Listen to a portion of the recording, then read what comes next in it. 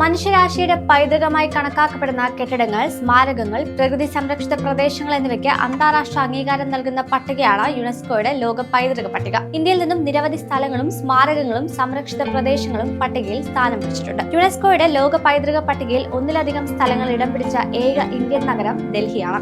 Red fort, ഹുമയൂണിന്റെ ശവകുടീരം, കുത്തബ് മിനാർ എന്നിവയാണ് പട്ടികയിലുള്ളത്. Red fort ഇന്ത്യയിലെ ഏറ്റവും പ്രശസ്തമായ നിർമ്മിതികളിൽ ഒന്നാണ്. 1638 മുഗൾ ചക്രവർത്തി ഷാജഹാൻ നിർമ്മിച്ച ഈ കോട്ട മുഗൾ സാമ്രാജ്യത്തിന്റെ പ്രധാന കേന്ദ്രമായിരുന്നു. ചുവന്ന മണൽ കല്ലുകൊണ്ട് നിർമ്മിച്ചതിനാൽ ചെങ്കോട്ട എന്ന പേരിൽ അറിയപ്പെടുന്നു. 200 വർഷത്തോളം മുഗൾ ചക്രവർത്തിമാരുടെ പ്രധാന വസതിയായിരുന്നു ഇത്.